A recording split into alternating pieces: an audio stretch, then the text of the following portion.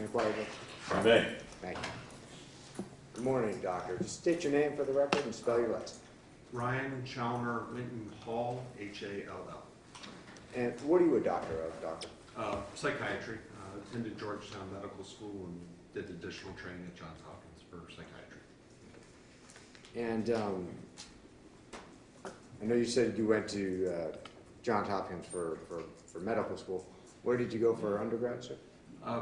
I got stuck in the Baltimore, D.C. area for a while, so I did undergrad at Hopkins, got a degree in biology and psychology, went to Georgetown for medical school, went back to Hopkins for internal medicine for a year, and then residency in psychiatry, and then I did a fellowship at Case Western Reserve in Cleveland, Ohio in forensic psychiatry. And since you've graduated and done your fellowship, what experience have you done since then? Or do you have? I moved back to Florida in 2008. My father was also a psychiatrist, so I joined his practice. I treat patients, and then I also do forensic work as part of my work. Affiliated with UCF Medical School, do admission interviews, work with the residents, give lectures. Also affiliated with USF with their forensic fellowship, give lectures to their fellows out there, and was an adjunct faculty at Barry Law School where I did a course for about 15 years on law and psychiatry. Okay, have you ever authored any papers or any part of any associations, anything like that? Yes, written several peer-reviewed papers, several textbook chapters. I think of about 75, 80 publications at this stage of my career. And you testified that you have an active practice. What is the difference between a clinical versus forensic side of psychiatry? Psychiatry.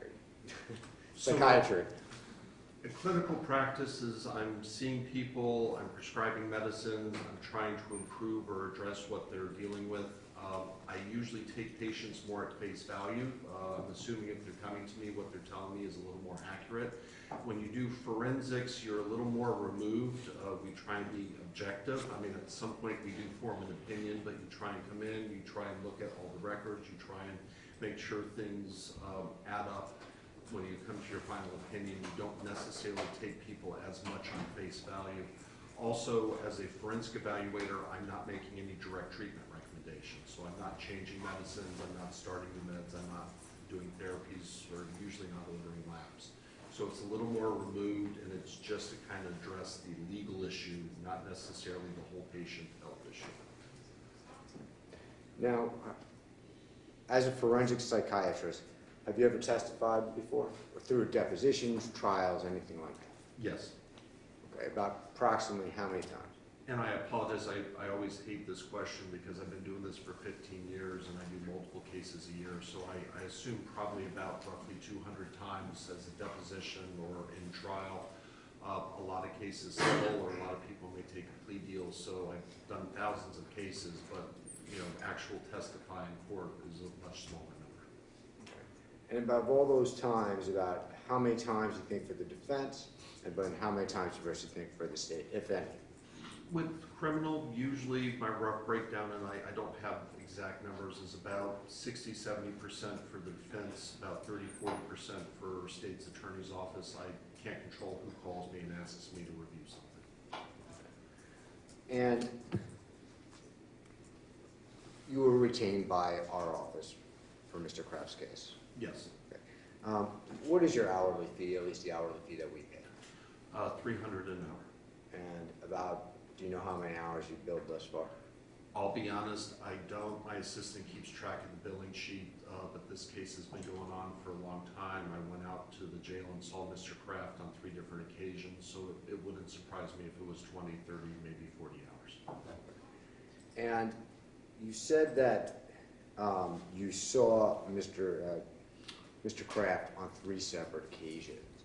So I'd like to talk about what, on each occasion, what was the purpose of that visitation?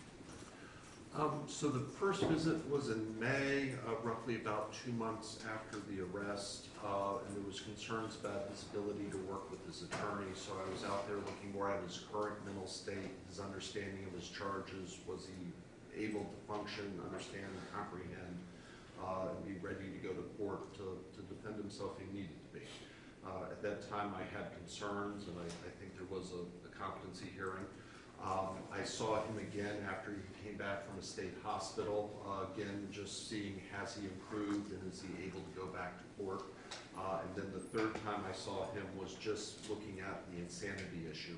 In general, if we don't think somebody's competent, we try not to get too much into insanity because they don't know necessarily what they're saying or understand everything that's going on. So in part, that's why there was some separation before I got into a lot of the deeper sanity questions with him. Could you tell the jury what the difference is between competency, legal competency, and legal insanity, or legal sanity? So somewhat oversimplified, but competency is where somebody is at in the exact moment I'm seeing them. Do they understand what's going on here, now? Can they process information? Can they make decisions? Insanity, we're often asking them to go back and look at what was their mind state at the time of the crime or the incident or the event. So somebody may be totally rational at the time that something occurred, but then while being in prison or other stressors may have a breakdown or get psychotic and no longer be competent, or vice versa. Somebody may be very mentally ill at the time of the crime, but 6 months later, they're back in a structured environment, they're on medicines, they could be right as rain at that point in time. So the big issue is, where is somebody at now versus where somebody was historically. And just before we go into each, but today you're testifying about insanity, correct? Yes, sir. Okay, and that, just to summarize, that was at the time of the incident or the crime, correct? Yes, sir. Okay. Now, prior to any of these visitations, what type of documents, medical history, things like that did you review prior to meeting with Mr. Kraft on each occasion? I believe on the first time I saw him, and again, it was very close to the crime, so I may not have had quite as much, but I had, I believe, the initial charging documents or versions of the police papers, reports, write-ups. I think I had some initial mental health treatment records from when he was in the jail. I had some records when he was at Central Florida Health around the day of the event. I think he was taken there for medical clearance before he went to the jail. So I had a chance to review those records. The second time I saw him, he had been at a state hospital. I don't think I had the entire file, but I at least had their competency assessment that summarized aspects of his treatment there. So I think those were the main records I had to review over the times I've seen him.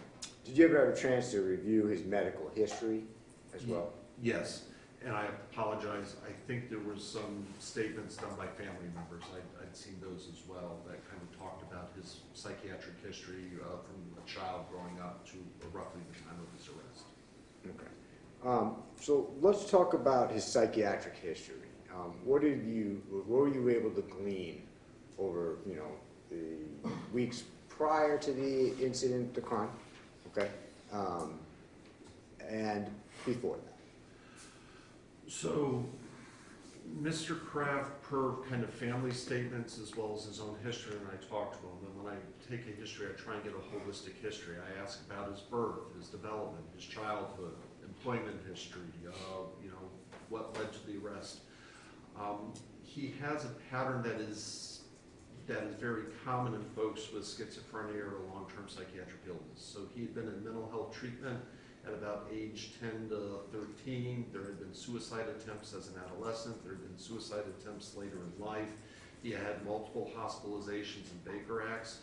One of the things that really stood out for him is he had actually been involuntarily committed, not due to crimes, but just due to a state of health, to McClenny State Hospital, which a lot of people may end up there, but usually it's after crimes or other things.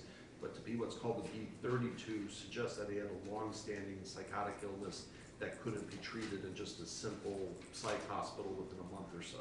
He spent about 10 months up at McClenny, that they, per his report, and I haven't seen other records to confirm, but that he was tried on a medicine called Clozaril, which is a very serious antipsychotic medication. It's one of our last-ditch meds for psychosis because potential side effects is shutting down the bone marrow. So we don't prescribe that one casually because you got to get weekly blood draws, and if there's bone marrow reaction, you got to stop it. It could lead to death otherwise. So he seemed to have a pattern that suggested significant psychiatric, psychotic history. Now, he also had a history of substance abuse, and that may be somewhat separate, but given that he was at the clinic for 10 months, theoretically not using substances, and was still needing high-level medications, I thought that he had an independent psychotic history, and then again, there may be a drug abuse history as well. Did you ever get a chance to review the jail records from Seminole County Jail? Yes. And anything about those records that stuck out to you? Medications or otherwise? That when he came back from the state hospital, they were continuing him on his Abilify shot, that he seemed to improve over his time there with medication.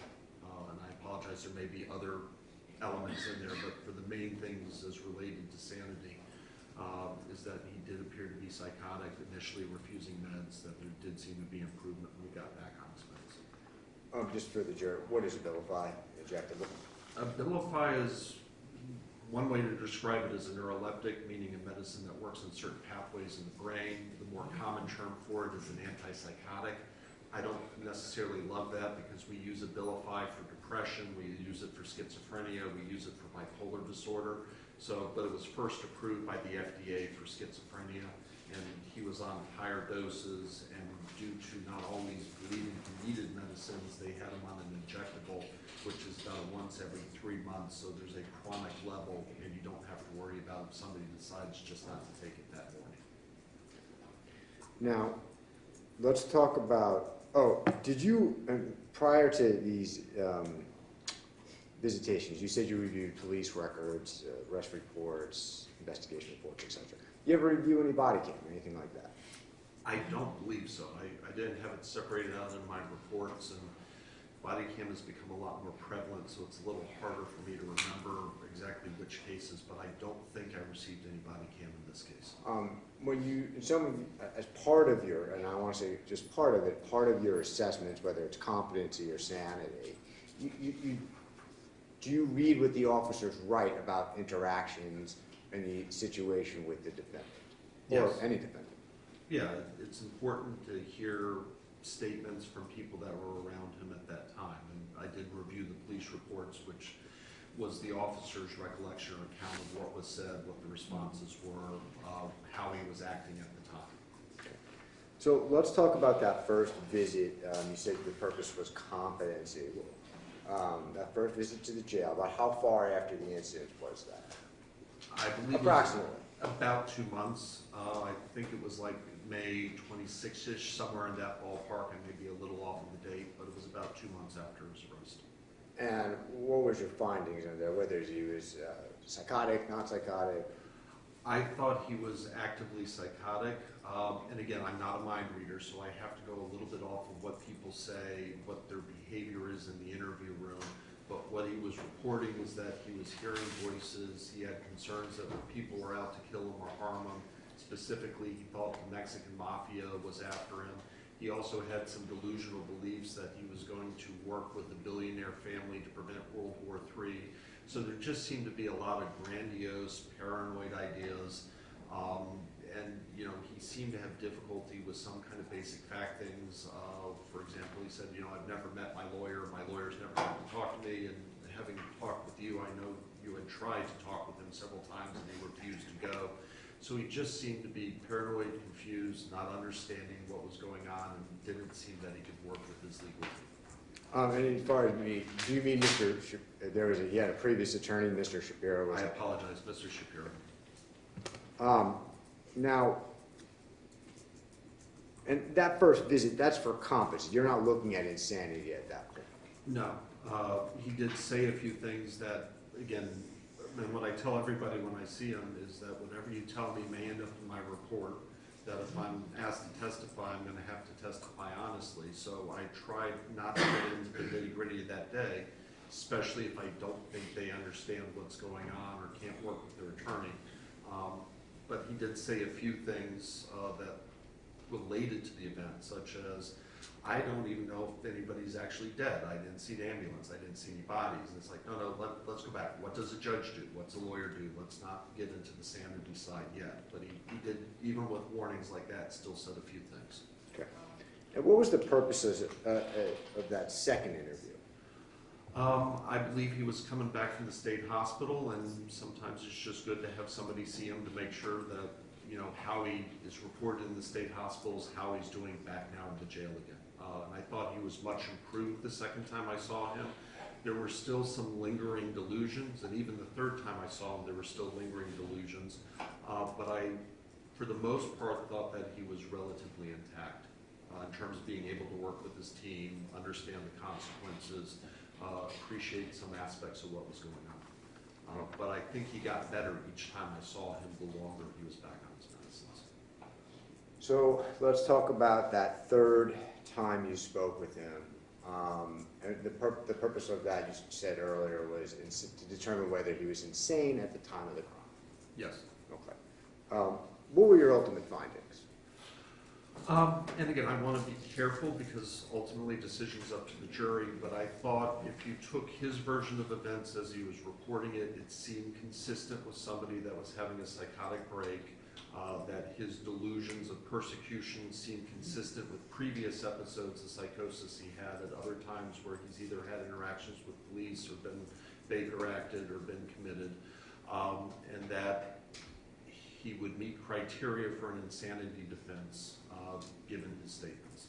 And what were the statements that he said to you, and what were the statements that you gleaned from the report that gave you cause to believe, to make your diagnosis? Again, the family history talks about him getting very paranoid, very worried that people are after him. Some of the previous records, you know, was I think emails or writing from him to state attorneys or federal officers saying the police are coming to get me, they're harassing me, they're surveilling me, they're reading my thoughts, and that was back in 2018. So he seemed to have a long chronic pattern of when he got psychotic of having similar type symptoms. The Mexican mafia seemed to be a little bit of a new wrinkle, but again, sometimes new concepts get brought into a delusion, and this was after the 2020 election where there was a lot of discussion about border issues and things like that. I don't know if that may have been why it did or didn't get brought into the delusion. He had been in other hospitals. He had recently stopped his medications. He had used meth, but he stated, I was using the meth because I was worried people were going to kill me and I wanted to stay awake. I was worried if I fell asleep they were going to kill me. And again, people may use meth for a lot of reasons, and assuming his statement's accurate, it seemed like his delusion or his psychosis was why he chose to use meth that time. That he got very confused. He was having trouble using his phone to get GPS directions. He was trying to get to his sister that was in Orange City, but he was ending up in different parts of the state, that he hadn't slept for 3 or 4 days. Again, his fear of if I go to sleep, they're going to kill me.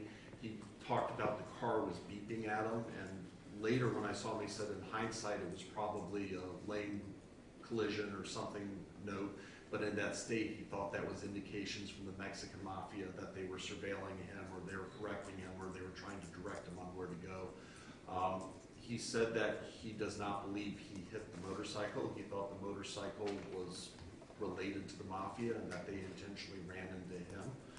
I wasn't there, so I can't comment on whether that's an accurate interpretation, but that was what he believed happened. He said that he saw a access road that was covered by a gate, and for whatever reason in his delusional mind, he thought that would be a safe place where the Mexican mafia couldn't get to him, so that was his goal, and that he did a U-turn and then did another U-turn to try and get there.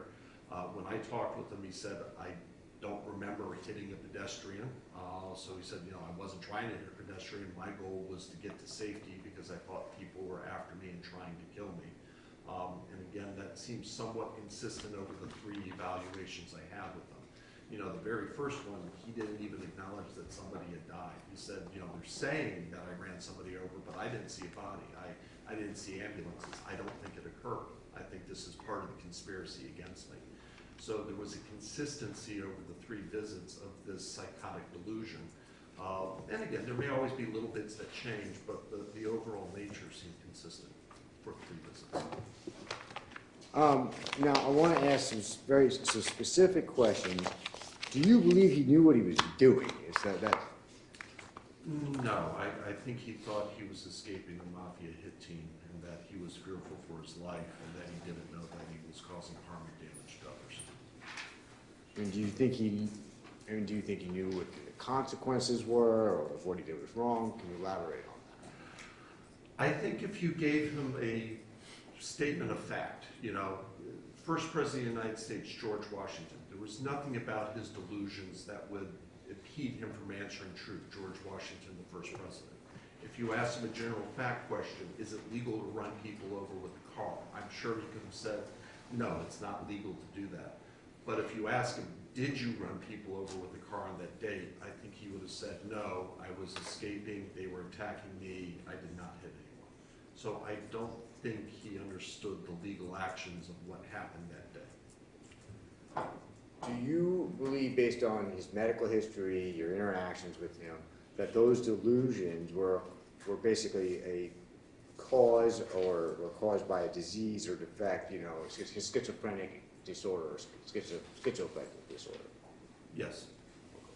Now, can you just, we've heard some time, between, what is the difference between schizophrenia and schizoaffective disorder?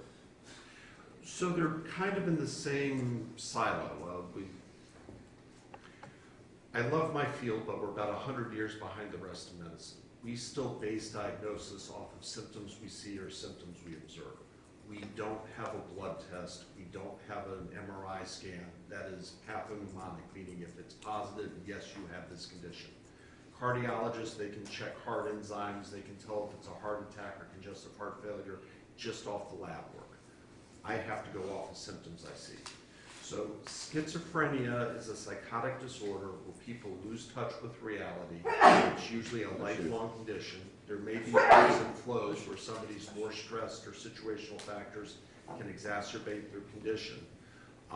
Schizoaffective is a close cousin to schizophrenia, but you've got more mood symptoms, depression, possibly bipolar. And again, some people know that term, some people don't. So in the old days, bipolar meant the depression was one pole and then the manias was the other pole. And sometimes manias, if they go on too long, can also look like schizophrenia. People get very grandiose, they don't sleep but they got increased energy, they engage in risk-taking behavior such as driving too fast.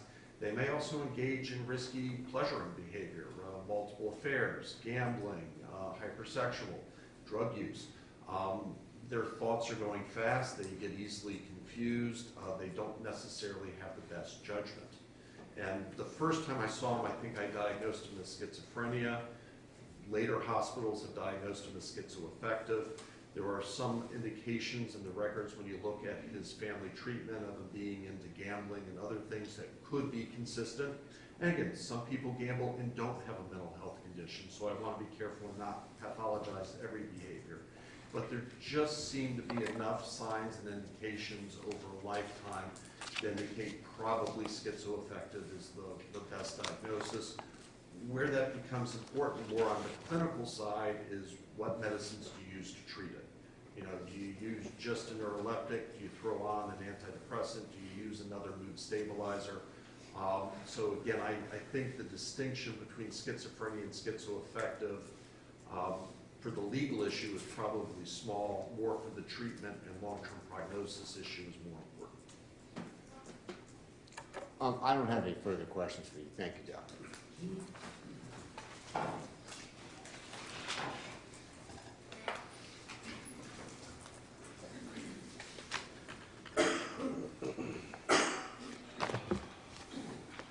Good afternoon, Dr. Hall.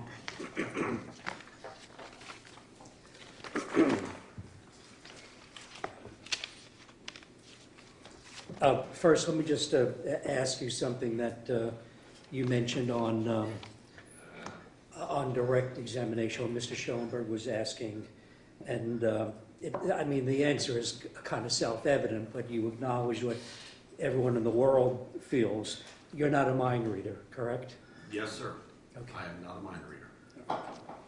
So when you're speaking with Mr. Kraft about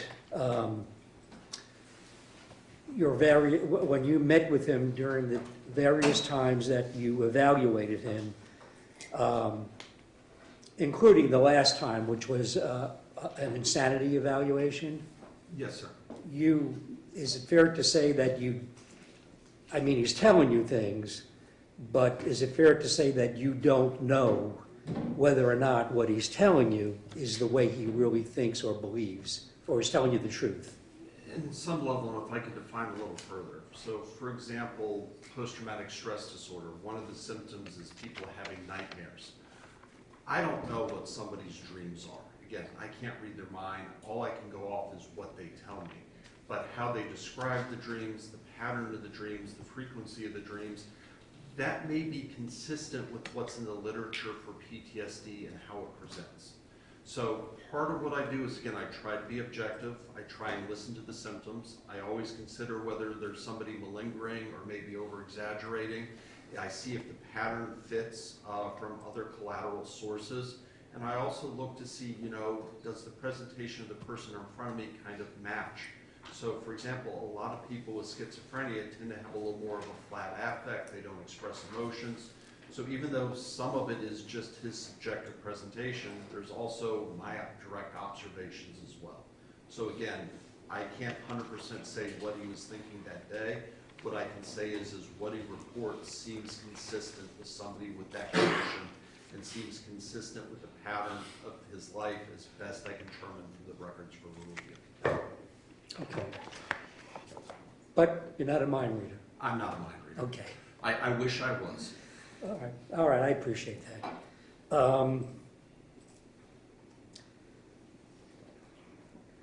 Now, let me ask you this. You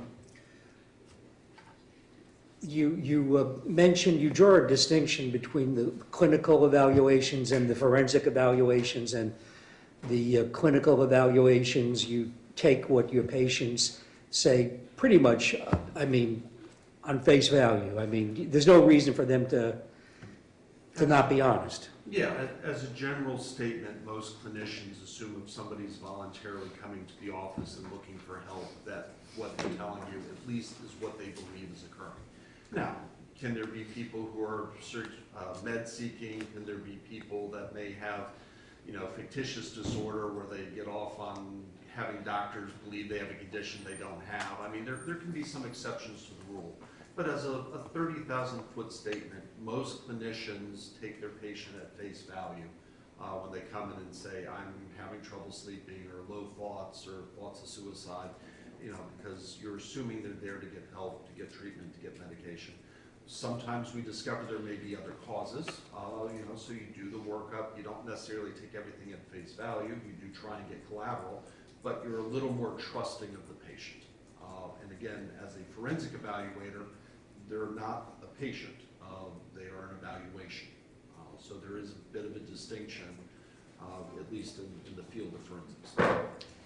And with regard to a forensic evaluation, you're a little more, would skeptical be the word? Or, what would be the word when you're interviewing or conducting a forensic evaluation and the patient, or not the patient, but the person that you're evaluating kind of gives you a factual account or has a discussion with you that you want to consider and ultimately coming to an opinion.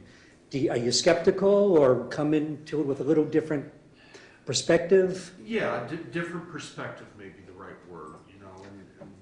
In forensics, and part of the reason we do a fellowship is how you interview is a bit different than how you do a clinical interview. And I'd say we try and strive for objectivity, that we try and hear the story, get the information, and wherever it leads us, that we're not necessarily an advocate.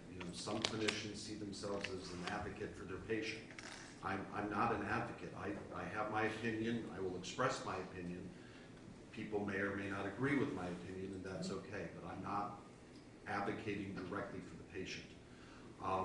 So I don't think skeptical is necessarily right, because that could imply that you're coming in with negative energy, so neutral, objective, I think you gotta be careful being too skeptical, because that can shut some people down, especially if they're already paranoid. But I think objectivity would be the right term. Okay. So with regard to Mr. Kraft, he told you that he believed certain things. Now, obviously, the things that he's telling you he believed, the Mexican mafia and some other things in your report that I'm going to ask you about, they didn't, it wasn't true. Is that a fair statement? I mean, can we all assume that? Sure, I don't think factually the Mexican mafia was surveilling him. I think he had a paranoid delusion, and because of that delusion, he believed it was true. But I don't think it's factually accurate. Which kind of leads me to my next question. But it's important for him to believe that it's true, not just simply him telling you that he believes it. Is that a fair, do you see what I'm saying? You see the distinction? I may be getting a little lost. And again, definition of a delusion is a false, fixed belief.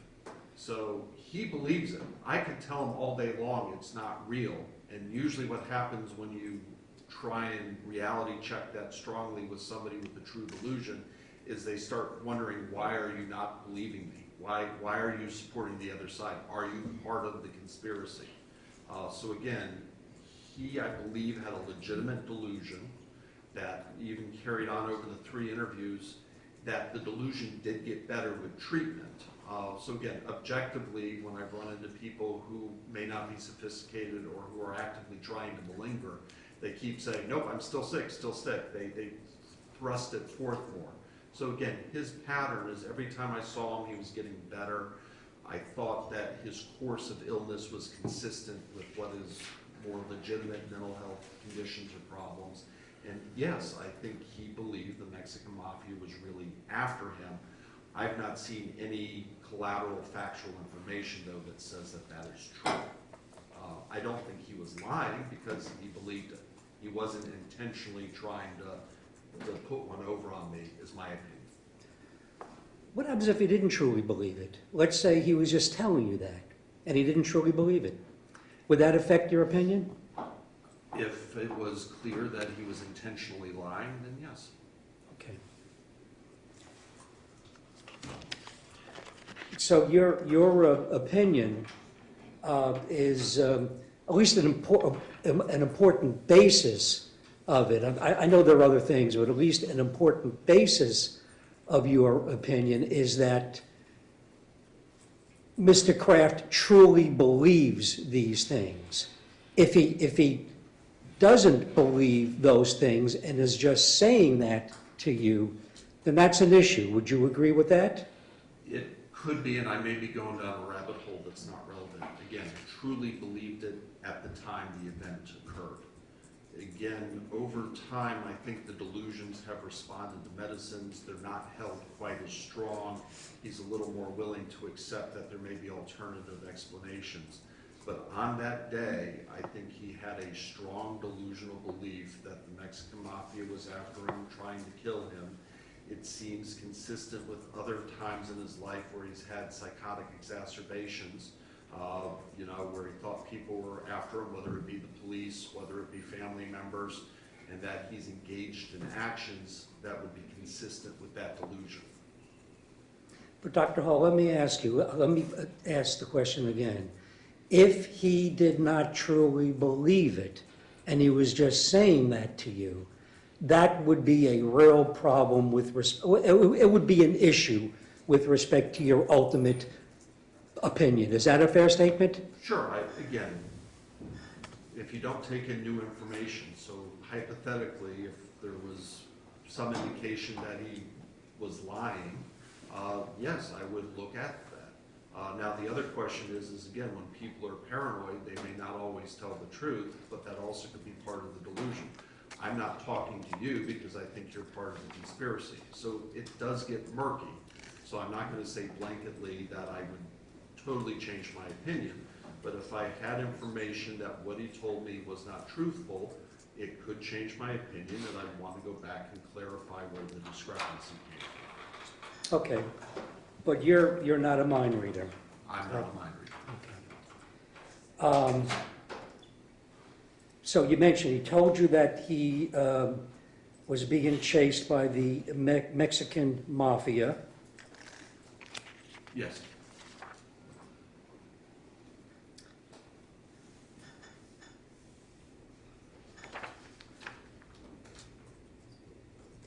He also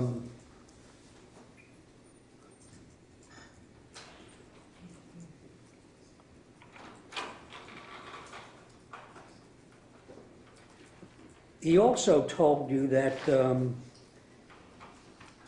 he was concerned that the police were going to have the paramedics who were treating him cut out his organs, and because he was an organ donor, organ donor, is that what he told you? I believe that's correct. Sometimes it's hard to remember exactly what he told me versus what I read somewhere else, but I believe that was one of his statements to me. Okay. My report would better memorialize it, so if it's in the direct. So you can refer to your report if you want, but yeah, it's in your report.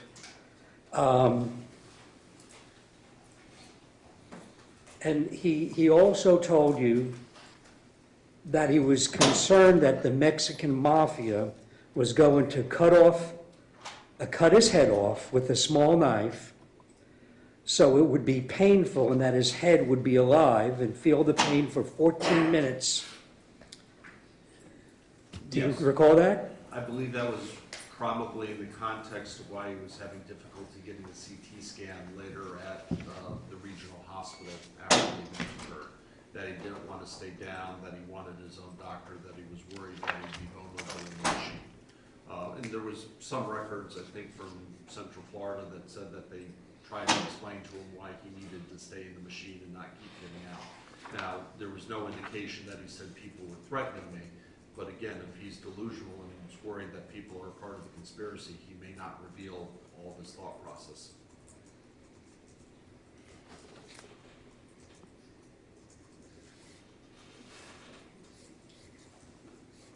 And when was your psychiatric, I'm sorry, your insanity evaluation of Mr. Kraft? Do you know when that occurred? I'd have to look at my report. Well- I think it was many months later. Well, let me ask you, on your report, it says date of evaluation, 6/21/22. Is the date of the evaluation the date that you actually met him? You can look at your report if you need to. Yes, the evaluation was on 6/21/22. The report was finalized on July 14th. So that's well over, a year and a couple of months after the event. And of course, that would give him over a year to think about what he was going to say to you when you conducted that evaluation, correct? Sure, that's one way to look at it, or that's a year of treatment and being back on medicine and getting stabilized. Now, are you aware that at the date of this, of the crash, or crashes, that he refused to do roadside tests? Now, ultimately he did, but when he was asked, he told the police he refused to do it. Are you aware of that? Yeah, I saw different things in there, so I wasn't sure exactly how all that played out. I think there was a moment where he said he'd do it, but he wanted his attorney present if he was going to do it, and then later they talked about them doing it. I'm not sure if it was at the road scene or in the hospital where that occurred.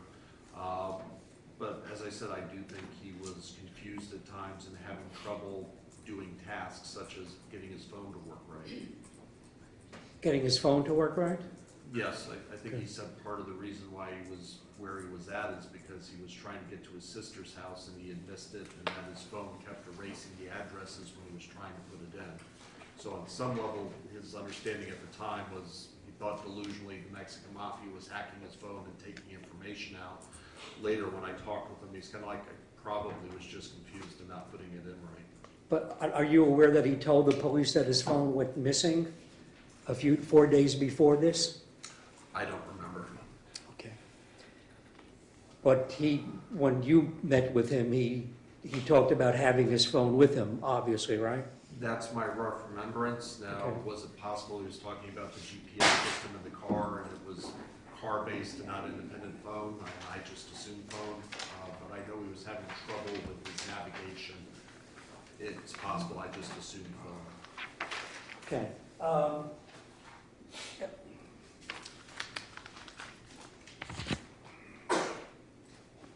And refusing to do the roadside tests, that's consistent with someone who knows that the nature of their acts and the consequences of their acts and that they did something wrong.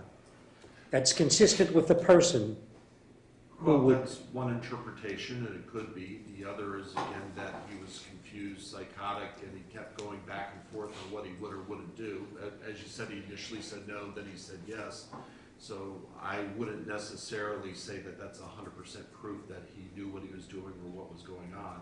It could be signs of confusion. It could be signs that they were thought in a delusional way the roadside test would be used against them.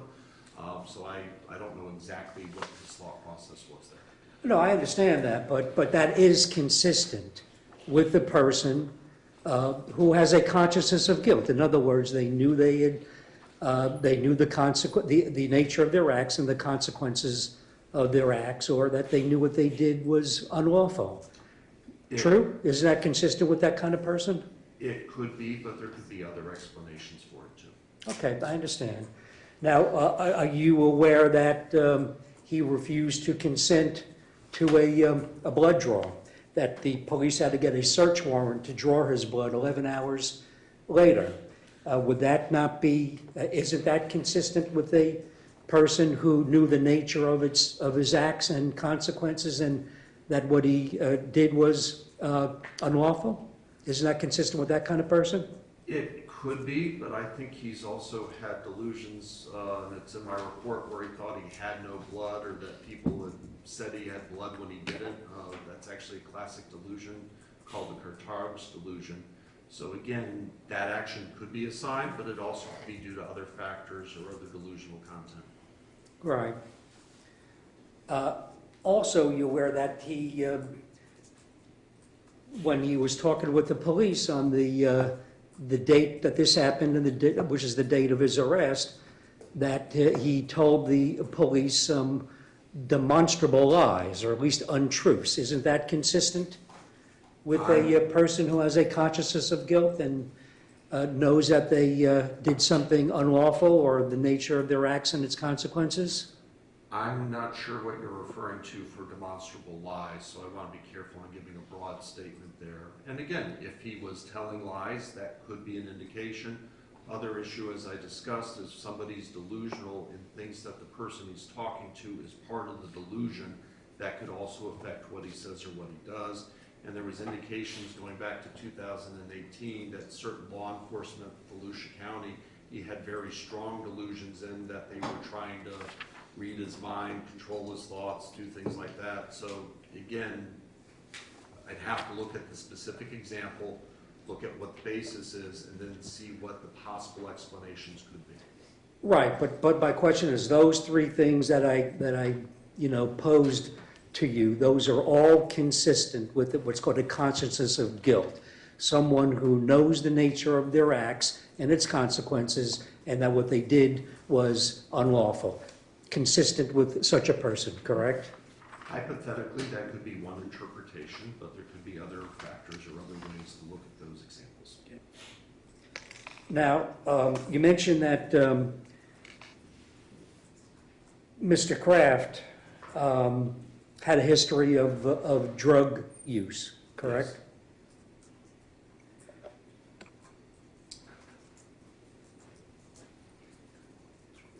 Is it well, let me ask you, you mentioned that he had a psychosis at the time of the event? Yes. Okay. Being out of touch with reality. And voluntarily taking methamphetamine, is that something that would induce that type of psychosis? Along with a history of mental illness? Sure. Drugs are bad. I don't encourage anyone to use meth. Can people get a meth-induced psychosis? 100%. It can occur. But it's also consistent with his history of being psychotic even when he's in a state hospital. And that's why I said, he specifically said, the reason I used the meth was because I was worried they're going to come after me.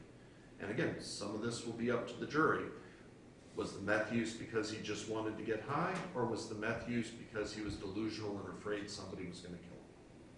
So it's certainly plausible in this case that his voluntary ingestion of methamphetamine caused a drug-induced psychosis on the date of this event. If that's a plausible scenario? It's plausible, and again, I'm not going to say that meth's good for you or that people should use meth. Meth has some very bad properties. It can make a psychosis worse. Part of what is difficult, though, is the use of the word voluntary there. So if he was operating under a delusion or if his judgment was impaired, how voluntary was it? The other issue is, again, when people are in a manic episode, they have poor judgment. They engage in risk-taking behaviors. About 60 to 70% of people with bipolar have a comorbid substance use issue. So one of the big problems we're often dealing with is what came first. Did the mania come first that then led to the use of drugs, or did the drugs come first that then exacerbated or caused a mania? But that's a plausible cause of his psychosis in this case, correct? It's possible, and again, we're going to start getting into a lot of other technicalities here. It could have been, if he used meth, what kicked it off.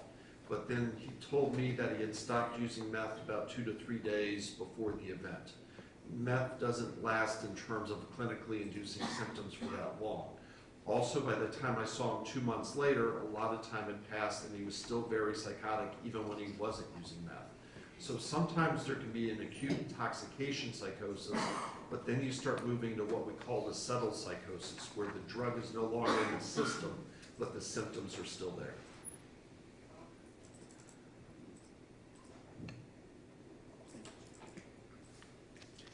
Now, your, I want to talk to you about your ultimate opinion in this case. Well, actually, let me back up and ask a couple other questions, and I'm going to get to that.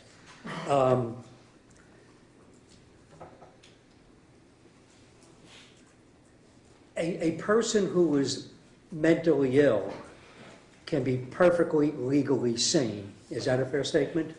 Yes, there are times and situations where that occurs. Not every crime is due to mental illness. Not every person who's mentally ill is legally insane.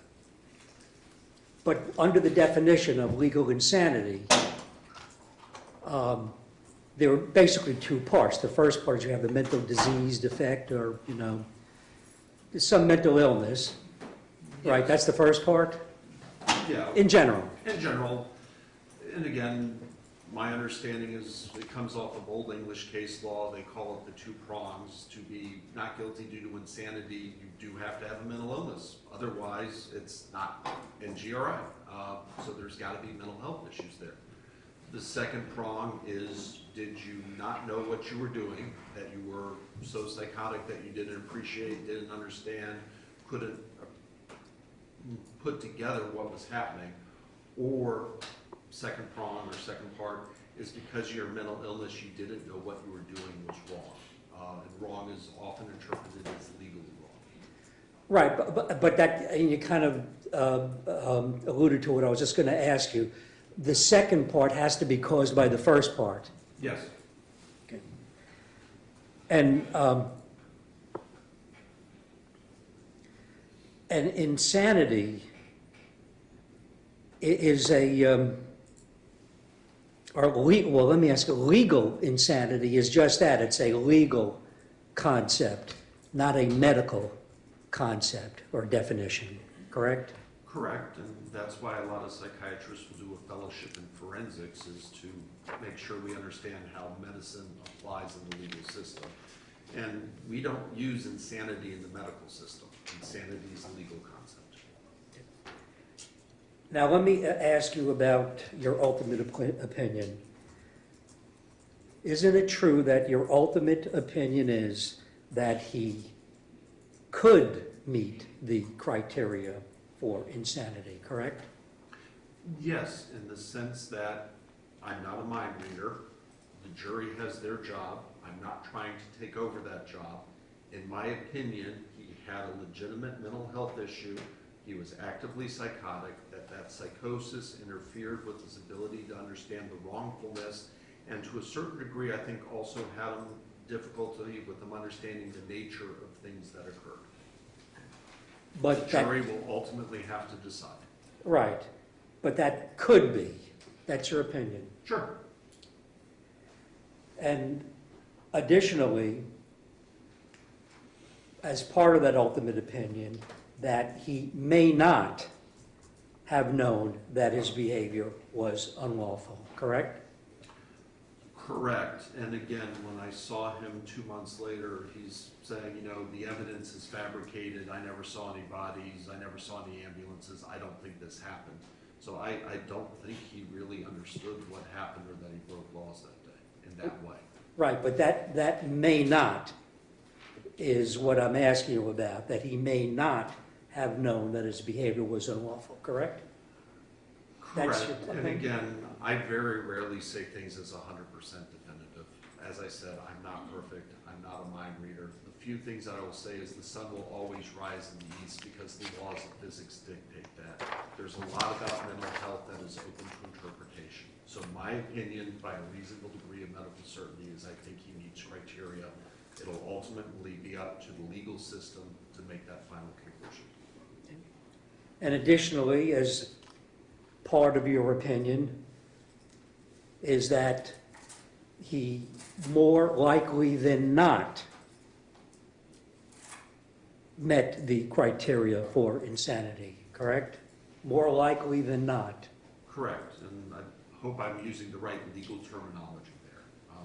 So if I was treating him as a clinician, more likely than not would be what I would go with on what medicines to use, what treatment course, what recommendations to make. And again, at the end of the day, it's up to the jury. By my best medical opinion, I think he meets criteria, and my degree of probability is more likely than not. There's few 100% guarantees in medicine, and again, sometimes I'm accused of being a little too mushy-mouthed about that. I just don't want to overstate or claim I have abilities that I don't. And additionally, another thing, or another part of your ultimate opinion, that insanity is a possible explanation based on the materials that were provided to you, correct? Sure. And as questions you said, you have other possible interpretations, and ultimately the jury will have to look and decide. Right, so so basically what you're doing is you're leaving the ultimate question of legal insanity with the jury, and you're not coming to that ultimate conclusion, correct? Yes, that's what I'm trying to do, is not overstep my bounds as a medical expert. Okay. All right, thank you very much, Dr. Paul.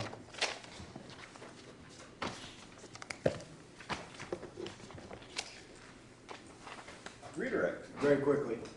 There was a term malingering that was used during your cross-examination. Can you tell the jury what malingering is?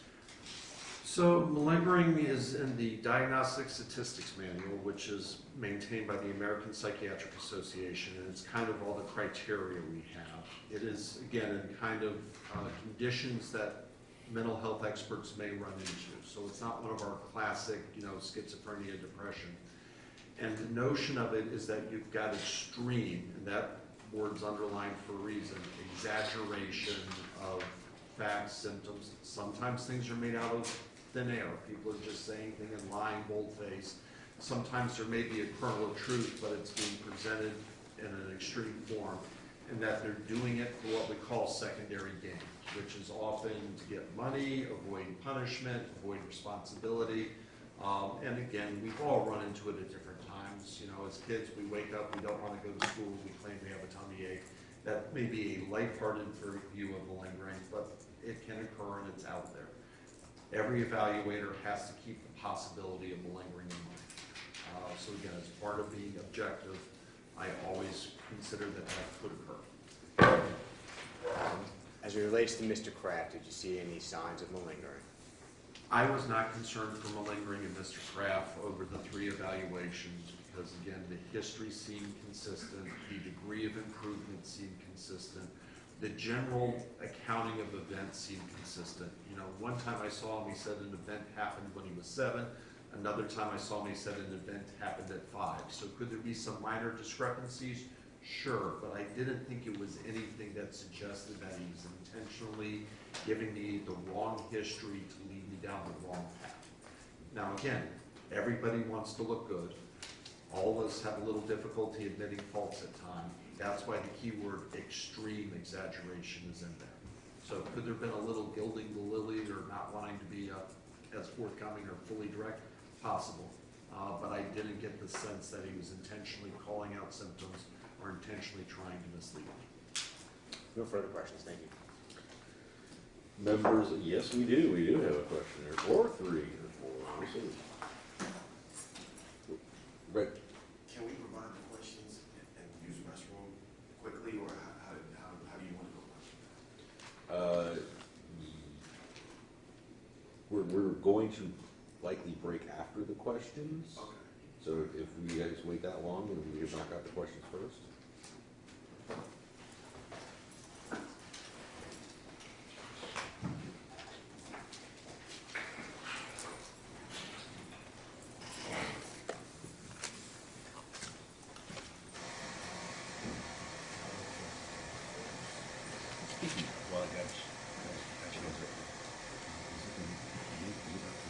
Yeah, I'm done.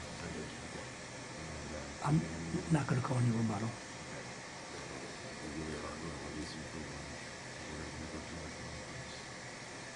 Yeah, that's good. Mr. President. Cool.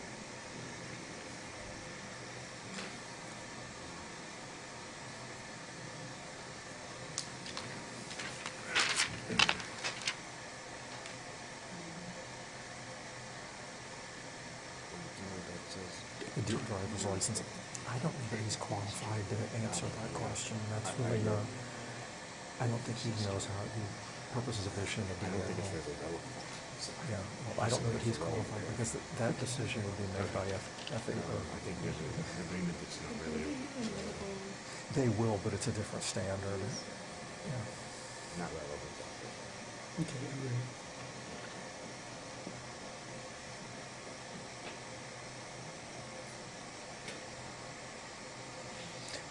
I mean, if we worded a different way, it might have been asked. I don't even think he could testify with the DMV.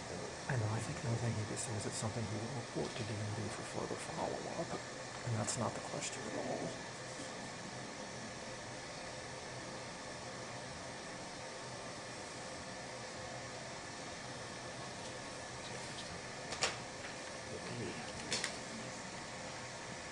Where's the question? It's 2, it's 2. Oh, I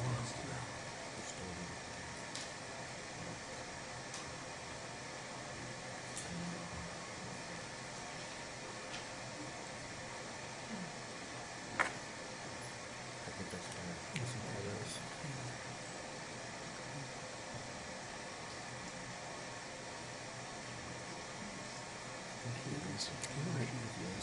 I think he already answered. That was like your first couple questions.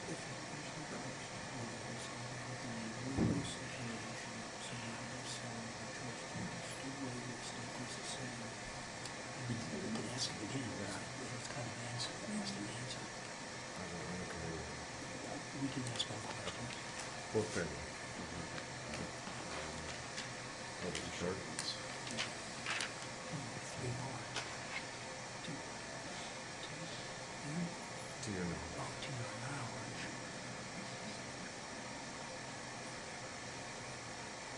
Fair play.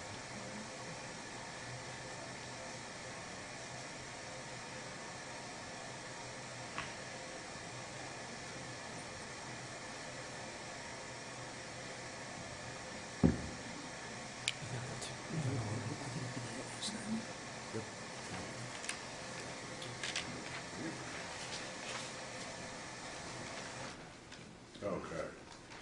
received several questions from the jury. There was one that we agree that that's based on our rules of evidence, so I cannot direct that question to you. However, I've got plenty more. Sounds good. So, all right, in no particular order. To your knowledge, was he, meaning Mr. Kraft, scheduled or supposed to be receiving treatment at the time of the event? I don't know if he had a follow-up appointment or not, but he had been released from a hospital. He was in a halfway house. I think there was an expectation that he was supposed to stay in treatment. Okay, next question. The substances found in his system at the time of the incident would have what effect given his diagnosis? Probably worsened it or exacerbated it. Oversimplified, but we think aspects of schizophrenia is sometimes too much dopamine, and methamphetamine increases dopamine. So it could have made the hallucinations worse. I can't say that definitively, but in general, we don't encourage schizophrenics to be on stimulants, whether prescribed or recreational. Okay. What medications were prescribed to Mr. Kraft at the time of the incident? I apologize, I may not have 100% perfect memory on that. I think he was supposed to be taking Zyprexa. I'm trying to remember if he had another mood stabilizer like Depakote that he was supposed to be on or not, but I think he was supposed to be on 2 or 3 meds, is my rough remembrance. And he had stuff, which unfortunately is not uncommon, especially with schizophrenia, because a lot of them don't recognize their symptoms and they don't necessarily think they're mentally ill. So all medicines have side effects. Compliance with schizophrenia is often very difficult. There was a famous study, it's not STAR-D, it was one of the other major studies where they looked at these medicines, and Zyprexa had the best compliance rate, but even there it was only about 9 months in that study. All right. This one's a little longer. You stated you viewed family statements in regard to the defendant's mental history, and prior medical records up to 2018. Did you review any records between 2018 and the incident in question? If yes, did you see record of prescribed medications for psychosis, whether the defendant took them or not between that time? I'm trying to remember, most of the records I saw were around the time of the arrest. The family statements were written, and that's kind of how I prefer them. If I call on the phone, sometimes they tell me one thing and then testify something different later. So I like it in black and white in writing. I'm not sure I had a lot of the statements from that time, but there were, again, some Baker Acts. There were some interactions with law enforcement. I don't think I had the most recent Aspire records, and that's why I say some of this comes more from statements made when he was brought into the jail system. All right. And last question, I think, at least from this crop from the jury. If a patient comes to you that is involved in a legal situation, so not necessarily by choice, do you still weigh their statements the same? Ideally, yes. My line of work, there's been a couple of famous articles called Don't Wear Two Hats. One of the groups I belong to, the American Academy of Psychiatry and the Law, says that if you're a treating doctor, stay the treating doctor and let somebody else be the forensic expert. If you're the forensic expert, don't start treating them, because once you start muddying the waters, it's harder to maintain. And it can affect the doctor-patient relationship if you're trying to serve both roles. So if I've got somebody, I often ask them to make sure, am I treating you or do you need a forensic eval? Because it's very different and it's a different process. Were there any additional questions from the jury? Oh, we do. I'm sorry. All right. And then I'll give the attorneys an opportunity to follow up. And then we'll break for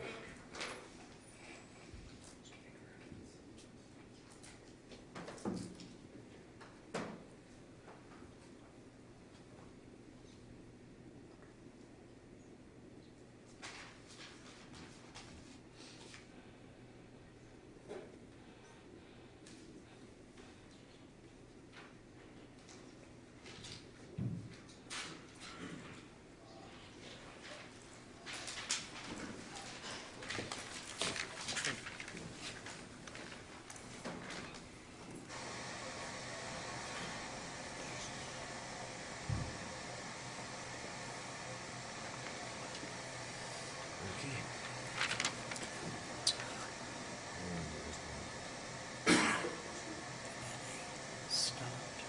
taking prescribed medications prior to the incident?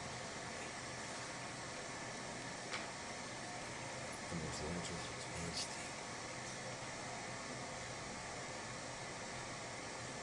It's okay. Yeah, I can know the answers.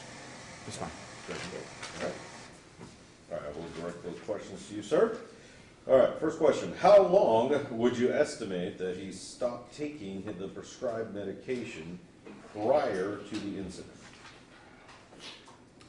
My best recollection is I thought it was about a week to 2 weeks, although I may have faulty information on that. So, but I thought he had been off at least 2 weeks, maybe a little longer.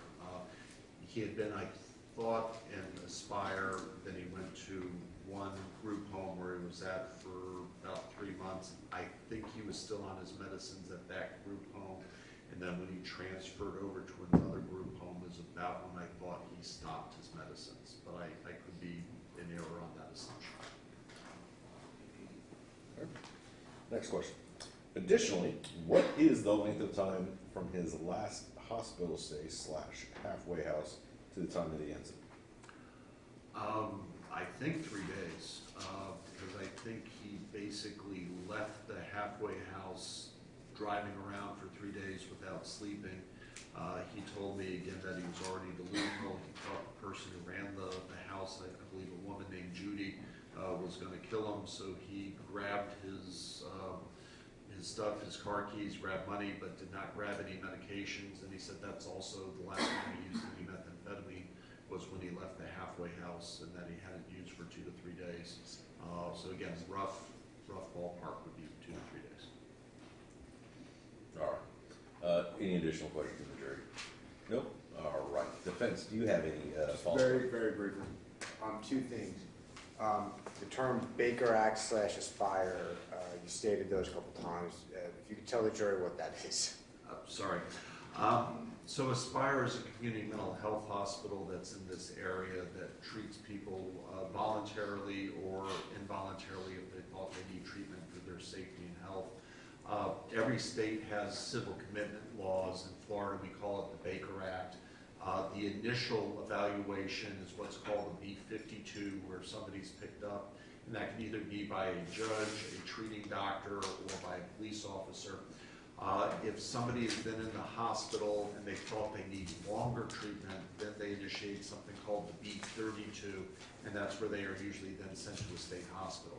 So although not recently B-32, historically he had been, and that's how he ended up at McClinney for about 10 months. So again, it seems to have had a long pattern of illness that was hard to treat, given that they sent him to one of the state hospitals for an extended period of time. So again, I think his last Baker Act was roughly 3 months before this occurred. Police did come out to evaluate him, is my understanding. And again, just because somebody's mentally ill doesn't mean they necessarily are forced into the hospital. So when the police talked to him, they didn't think he was a risk to himself or others at that time, so they weren't able to initiate a Baker Act prior to this happening, is my understanding from looking at the records. You mentioned something about money before, Mr. Kraft's money. What was that? There was a statement in one of the police reports that he had a lot of cash in his pocket. And again, if he was fleeing and worried about his life, I can see why he would take money with him. Again, I got to be careful not to get too speculative, but if people are binging on meth, usually they don't stop. They run out of money, and that's why they stop. So the fact that he had money on him and hadn't been spending it does make me wonder if when he says, hey, I haven't used meth in 3 days, if that was actually true. Do you know if that was from disability, anything along those lines? I believe he was approved for disability, and that's how he got the car. And oftentimes when people are in hospitals, they start the process. It sometimes takes a little while for it to be approved. Once it's approved, though, they backdate to when you were originally filed. So if it took him a year or 2 to get through, he may have got a 2-year lump sum of his disability, which, you know, we could argue the best way to do that, but that led to him having a lot of cash, which then led to the car and probably having money to buy meth. No further questions, thank you. Steve? You mentioned Baker Act. The criteria for Baker Act, for Baker acting someone, I guess, is much different than what it is for the legal criteria or definition of insanity, correct? There are two different things. It's like saying baseball is different than football. A Baker Act is a civil, not a criminal legal procedure that is looking at if somebody is ill and because of the illness they can't take care of themselves, there's not family who are able to take care of them, and that they're in active danger to themselves or others, and again, there may be minor variation, foreseeable, likely, but again, it's more than just being ill. You have to be ill to the point where people think you are at risk. And a person can be Baker acted 10 times, and they can be legally insane. Is that a fair, I mean legally sane, is that a fair statement? Sure, if somebody's Baker acted and they've not committed a crime at the time they were Baker acted. Again, they're two separate concepts. Okay. And you mentioned the wad of cash and how he may have got it. Are you aware that it was approximately $3,600, $3,600 in cash? No, I just noticed they said that he had a lot of cash on. Okay. And you explained how he may have got a hold of it, but you don't know that to be a fact. I mean, it's just speculation on your part. Is that a fair statement? There is a degree of speculation. I know he got a disability payment, and I know he left because he said he was worried that Judy was going to harm him. I think there were other statements and records that were consistent with that. Again, just like I may have made an assumption, I wasn't the phone or the GPS in the car. There may be a degree of assumption that it came just from the disability. Okay. Of course, you're aware that he had methamphetamine in his system, in his blood. You know that? Yes, the hospital showed that there was a positive. And again, this is where we start getting into technicalities. Usually meth will show up in a urine tox screen roughly 3 days after someone's used. So when he says, I used and then I left and it was 3 days later, we were just beginning to get to the edge of the window of detection. Oh, right, but the evidence in this case, the methamphetamine in his system was taken from a blood sample that was drawn 11 hours after the events in this case, and it was reported in a Florida Department of Law Enforcement toxicology report. Were you aware of that? I don't remember it being in the Florida Department of Toxicology. I thought I saw it from records from the hospital he was at. So again, But there he may had- have been another test. I thought I saw a urine tox at the hospital, which is usually what we do.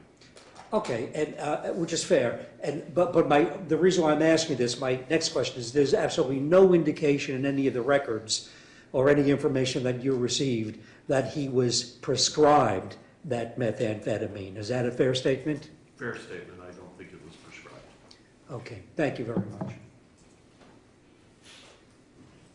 All right, any additional questions for this witness? No? Okay, well then, thank you, Dr. Hall. We appreciate your time this morning and afternoon.